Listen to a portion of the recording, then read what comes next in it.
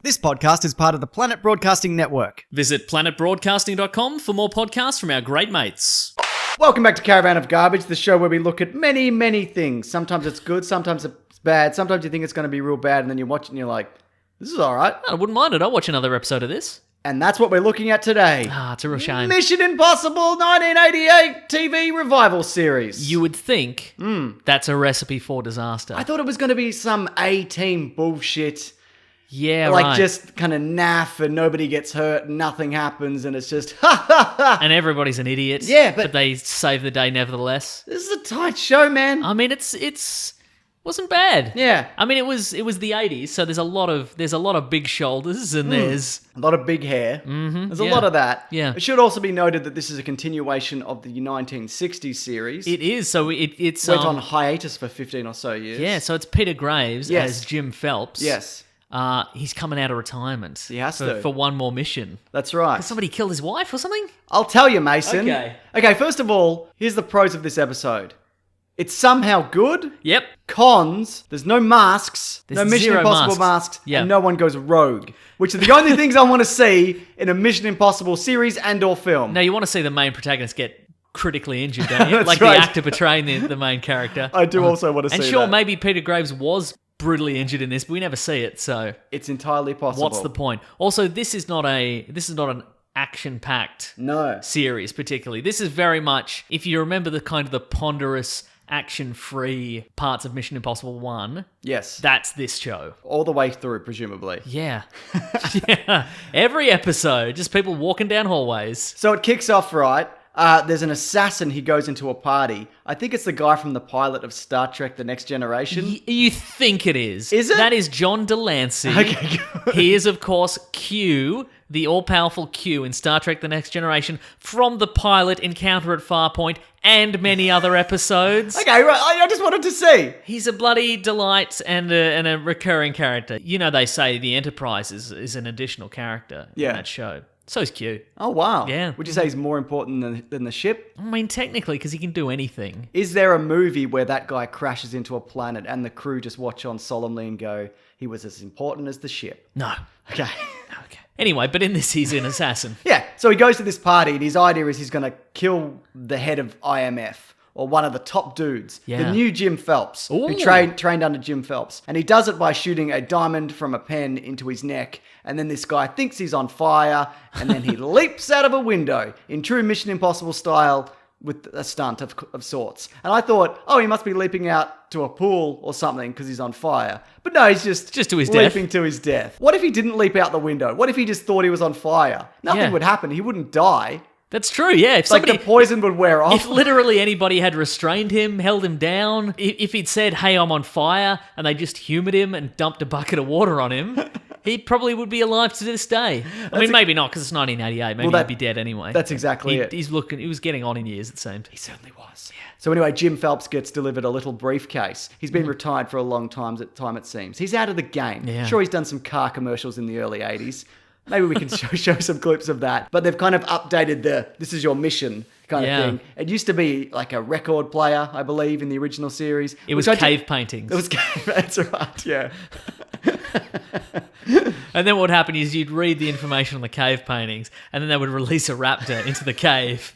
And it would they'd release a woolly mammoth, and it would just tear the cave to pieces. See, I'd rather at the very end it said, this cave will be painted over in 3, 2, 1. Then a guy just comes in with a big brush. Get out of here. Right, so he opens up his little briefcase. It's got a thumb scanner. Yeah. First of all, great tech in this series. Not bad, It doesn't feel too aged considering when it's from. And it feels mostly realistic. Yeah, it does. So he's got a little bloody mini disc player with a tiny little disc. See, that's the part that annoyed me because it's a self-destructing box, right? Why does he need to take the little disc out and put the little disc in? That's a good question. And then push the little play on the little disc? It's because it's a little disc. It's a little and disc. They wanted to show off that it's a little disc. They wanted to show a little disc. And this would have been well before the era of mini discs, I assume. Yeah. Good stuff. Were CDs prevalent in 1988? I think they had them, but they were very new technology. Yeah, they were the laser discs of their day. You know what? It would have been one of those things where if you wanted a CD player, it was $700. That's right, yeah. And they were like, Well, imagine if a CD player was even smaller. You can't even conceive of it, can you? That was in the era of CD players. This will hold 6 songs. Yeah, that's right. Can you, or a mission briefing? If you stepped near it, the laser would kind of go out of alignment and it would never work again. You'd have to get a technician in. He would charge you $700. Correct. So we get a look at his new team. Now, there Yeah. are recurring cast members from the original series, but there's none of that in really? this episode. You know what struck me most about these particular characters? They seem more like hobbyists than any kind of... They weren't like, this guy's an ex-Green Beret and now he does this. It's like, this guy's a rock climber or something. This guy likes model trains, maybe? This guy's a drama teacher. But he also is in the IMF for some reason. Really? That is literally one. His name's Nicholas Black. He teaches drama and he's also a master of disguise and changing his voice. I'm fairly confident. I don't know when this is coming out, but we also played the Mission Impossible video game. That's coming up next week. There's a character in that, and his 2 powers are... Yes. Everybody gets 2 powers. He can disguise himself as a bad guy, and he's got a boomerang. And I'm pretty sure that's this guy. But we see no boomerangs whatsoever in this episode. Not in the pilot episode. No. You don't give everything away in the That's first true, episode. Yeah. But I guess he's in his subsequent episodes, he's probably renowned for his boomerang throwing. Also, he's Australian. Maybe that's it. Maybe it is. Yeah. Cassie Randall's the next one. She's a top designer. Also, she helped trap a terrorist group that killed her boyfriend. So she's also a designer / in the IMF. Yep. And then there's Max Hart. His brother was in Vietnam and he never came home, so he just went and got him. All right. That's pretty good. That's impressive, yeah. Oh, sorry, there's also Grant Collier, who's Barney's son from the original series, and he's the greatest mind in MIT for the last 20 years. So a guy with actual legitimate abilities, it Yeah, would right. seem. And a great cardigan. That's right. He's got 2 great things. So this killer, we find out his name is Drake. Yeah. Like the duck. Not the rapper? No. All right. Like the duck, Mason. Okay, all right. Like a male duck. Like a male duck. The most terrifying... Normally it's like the condor or the eagle Yeah, or the that's right. shrike. The Now jackal. it's like, Yeah. he's a boy The duck. spear. It's the boy duck. The boy duck. So the boy duck, right? Yeah, I'm listening. The way that he murders his victims, and this is why no one's ever been able to catch him, because he decides at the very last minute what he's going to do. So he'll go into the room and just be like, well, I guess I'm just going to slam this guy's head into a billiard table and then leave. I mean, the last time he did use a very elaborate diamond shooting pen. So, I mean, there must be some forethought. I guess so, Like, yeah. when does he choose? In fact, the method he uses in this particular episode, you need a lot of planning. Yeah. Maybe he's just got all that stuff on him. Like, all the time. Maybe he's just got a whole lot of diamonds and they're all slightly different coloured. And they do a slightly different hallucination. And that's his idea of random. Yeah, right. So in terms of the methods he's used before, the ones they mention are poison and a sniper rifle. That impossible to predict. Just shoot a guy with a rifle. But hey, good on him. So anyway, they go to London because that's where his next target is going to be. It's going to be some random union guy. And you know what happens when you go to London? Accents. Yay! Boy, do they. And is there, Mason. Yes. So the idea is they want him to go to their hotel so that they're going to rig up so they can monitor him. But the thing about this guy is he always picks a hotel at complete random when he gets there. Oh my So God. he'll look at a letter and be like, S, okay? And he'll go to S in the phone. I want to go to the get that one. snake hotel. It's full of snakes. So what happens is... This guy's putting up all kinds of roadblocks, isn't he? He really is. So they're ready waiting for him in the first cab. Yep. But he doesn't want to go to the first cab. He goes to the second cab. Guess what? They're also waiting for him in the there. second cab. Brilliant. So they get in What if and he'd gone to the third cab, though? what if he did go to the bloody third cab? That's what I'm talking about. So I can't remember the name of the hotel that he mentions, but they go, yeah, no worries, I can take you there. So they take him kind of the long way and they put a whole lot of stuff to kind of block him from, from getting there immediately. And the reason they do that is because the rest of the team are at the hotel and they're changing all the signage, they're changing the street sign, they're etching pint glasses with like laser glass cutters. They're printing off Menus and coasters. menus and promotional magazines. They're writing a magazine. They're like, right, yeah. hey, welcome to the Reuben. What is it? The Reuben Hotel, the Rhubarb Something like Hotel. that, It's the yeah. Rhubarb Hotel. Sure. They're doing all of this stuff. And I am genuinely impressed watching this. Yeah. Like the effort that they're going to. There's a couple of things where I feel like you could probably have done that earlier. You don't need to do that in the 15 minutes that he's going to arrive. And that is put a video behind a mirror and put a microphone under his desk. You could do that at any point. You could shave off precious minutes. That's exactly it. Yeah. But I mean, they're not professional intelligence operatives. They're a designer and a drama teacher and etc. So Exactly. Yeah. you know. What I also like about this series is whenever they show surveillance footage or like footage from inside the mirror, it's not just footage they've already shot. That they just put a grain over. You know, TV shows normally do that. It's specifically shot to be like, oh no, this is footage specifically from this camera. You say that, but when we introduce the characters initially, when Phelps looks at the dossier. The dossier, all the agents, they're just like stock footage people. The drama teacher's just approaching a group of students, and then it's a close-up shot of him, and he's like, fair point. Okay. My students. That's a fair point. Okay, you got me on. One of them's flipping a sweater over their shoulder, like, So when he gets to the hotel,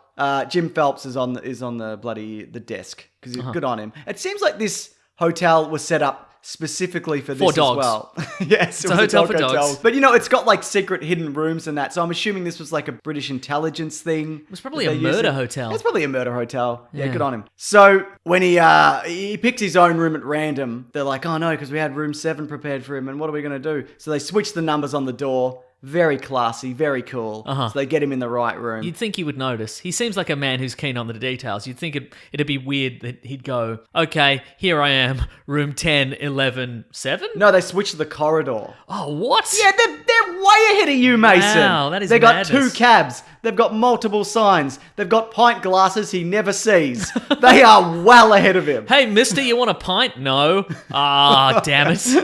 Could have saved a minute there. So he needs to make a phone call to find out what his next mission is, but he's not going to use the phone in the hotel. He's not an idiot, Mason. So he goes outside to a phone box. And you'd think that the IMF team wouldn't be ready for him, but guess what? They fucking are. Yeah, that's right. They got some sort of laser microphone situation going on. So they know exactly where he's going. So they find out what his mission is, and his plan is to meet a blonde woman with a white rose in the park. So what they do, they ring back, they pretend to be him, and they decide to meet with the woman, and then they send the IMF agent to meet with him, pretending to be the person to give him the mission. It's actually very clever. It's very clever. The drama teacher plays Drake, doesn't he? Boy Duck, sorry. Yes, he does. Is that right? Yeah. And the fashion designer plays the lady with the white rose. So anyway, they swap the picture of the construction worker union guy with one of them. So he thinks that his target is actually the IMF agent, but it's an elaborate misdirect, Mason. Do you see what I'm saying? I do. It's very complicated. But he also figures out when he meets up with the woman that it's a different girl than the one on the phone. And you think the jig is up, but she's just like, yeah, so what if I am? Maybe we could meet up for a bloody date later. And he's like, I'd like that very much. Thank you very much. I'm smooth as silk. Okay, so the next step is they need to figure out how he's going to kill this union guy. So they've got their IMF plant waiting in the room to be murdered. But he's like, don't worry about it. I won't be murdered. I mean, he's not, but it seems like... It's a very thin line, isn't it? That's it. So they're following Drake. He slips the tail somehow. Yep. He's a boy duck. He can do what he wants. That's He's right. amazing. He's got that oily coating. That's you know, it. He can dive underwater. So he gets into the hotel. They know he's going to strike in 15 minutes, but they don't know how or where. But he goes to the room underneath. He cuts a hole in the roof. He sticks explosive putty under the IMF agent. They have no idea it's coming, Mason. And then he bails. Yeah, he's out of there. The explosive putty is made up from golf balls. Yeah. Again, he had to have some explosive golf balls on him. And I guess he got them through customs. I mean, it's the 80s. It's the 80s. You get anything through customs. That's it. You know? You can just be like, hey, can I take this gun on a plane? I'm going to need this gun later. For what? Just later? Golf. Yeah, it's my golf gun. So basically, though, they see him leave the hotel and they realize he must have set something up. And so they escape just in time. The room explodes. It's a bit of a stunt. Yeah. I would have used a bellhop if I were them. Definitely. Yeah. But what I like about this is, though, they do set up stuff that never comes into play. Like, he doesn't go in the same... pint glasses. The pint glass. He never goes into the same room as the guy. It didn't matter what he looked like. That's true, yeah. So you're seeing things that don't end up ultimately paying off. Which is often I weird like. with a heist movie where it... Or like a... You know what? And I guess at some point it's simultaneously interesting and disappointing. Like, where you watch a Bond movie and he uses exactly the gadgets that are required, and you're like, when he got that avalanche-proof snow jacket, yeah, right, and then he uses it, yeah. Oh, he's got that gun that shoots a weird round that makes somebody inflate and become irresistible to crocodiles or whatever, you know? And I remember. Lo and behold, but yeah, you're right. So anyway, Boy Duck gets back to his hotel room, and who be waiting for him, Mason? the IMF agent pretending to be the lady with the white rose. I'd imagine without the visuals, if you're listening to this, it's probably very confusing. But basically... You know what a woman looks like, you know what a white rose looks like. But what woman, you know what I mean? She's the IMF agent, and she pretends to try and kill him, the idea being that then he'll go back and kill his boss. Yes. Because then they'll find out who Scorpio is, who's the mastermind of all of this. Did I mention that earlier? Never. I can't remember. But you know That's what? the ultimate plan, though. They need to find out who Scorpio But is. here's the thing, you didn't mention it, but, 50-50, if you're watching some sort of espionage type show or movie, odds are pretty good that the villain's called Scorpio. Absolutely. So he kills her, or he thinks he does, but it's an elaborate bloody misdirect. And he goes back to what I think is Los Angeles to kill Scorpio. Yeah, right. And then we're going to see the big reveal of who Scorpio is. And it turns out it's just some guy from the party at the start. Yeah. Who I didn't really remember. It was the guy from earlier. Yeah, it was the weird thin-lipped man who I thought was Jim Phelps initially. And I'm like, all right. And the Scorpion... Well, the Scorpio has become the Scorpion, Mason. That's absolutely right. He decides to use the same method to kill Scorpio as he did the agent at the start, the old... The what? The agent at the start. Oh, I thought you said the... Okay, right. Did you think I said the Asian at the start? Yes. I don't think he was Asian. Steady on, mate. So I guess he must have bought 2 of those diamond poisoned hallucinogen things. Yeah, he probably bought them at Aldi. Yeah, you probably can't just buy one. It's probably it's in a pack of 2. Yeah, totally right. Exactly. And it's it. the shipping that gets you. It is. It really is. It's like $40. So he gives him the poison, and the guy, realizing that he's going to die, grabs his gun. But Boy Duck has already taken the bullets out of the gun. He's one step ahead. He's the ultimate assassin. But what he's not ahead of is that guy just throwing a knife at him and hitting him in the stomach. Yeah. So we don't see it, but Scorpio jumps out the window to his death also. Yeah. Good on him. But Drake, Boy Duck, he lives. He's in an ambulance at the end and he sees all the IMF agents there who he saw in England. They're laughing and back patting. Yeah, he's like, you fucking pricks. You were one step ahead. And that's the end of this show. Wait, does he come back ever? I don't know. Should we have looked into it? Well, I started to watch another episode because I really enjoyed this. Me too. I also started watching another episode. But then I realised, I think we both realised, that all of these are exactly the same. Every episode's exactly the same. It's always just tricking somebody into going in the wrong room. Yeah, and there's a murder up top, and then they get a mini disc player, and then they assemble the team, and then all the other things unfold. Who should I use on this particular impossible mission? The same guys as last time? The only 4 people also in the credits? I guess so. I guess I could use some fashion designing and some drama teaching on this mission, yeah. Yeah, great stuff. All in all, though, I think just pick one episode and watch it. Yeah, and you'd be You pleasantly don't have to watch surprised. all of them, but it's pretty good. Yeah. Especially, aside from all those problems we talked about. Yes, aside from all those During problems, yeah. But overall, I give this better than Mission Impossible 2. Oh, absolutely. But not as good as Mission Impossible 4. That's a good solid... So Mission Impossible 3, I guess. Yeah, it did. Oh. It gets a Mission Impossible 3 it's from Mission me. Impossible 3 by way of Mission Impossible 1. Okay, fair point. Yeah. Anyway, we do Caravan of Garbage here every week. We're playing a game next week related to Mission Impossible, and it quite possibly is one of the dumbest things we've ever played. It's so weird and bad. I don't understand. Here's a little hint. It's set in Russia. Yep. I think maybe it was made in Russia as well. It may have been made in Russia. It's got that vibe about it. Yeah, unforgiving and nonsense. It's a real worker and parasite. Yeah, definitely. But there's videos for Caravan of Garbage every Tuesday, but there's also other videos here every Sunday and Thursday. Plus, we have a podcast called The Weekly Planet where we talk movies and comics and TV shows. And you can also find all of that at the great planetbroadcasting.com. It's collated, isn't it, Mason? If you want to toot your own horn, absolutely, planetbroadcasting.com. I don't run that site, Mason, but I will happily toot the horn of those who do. Goodbye.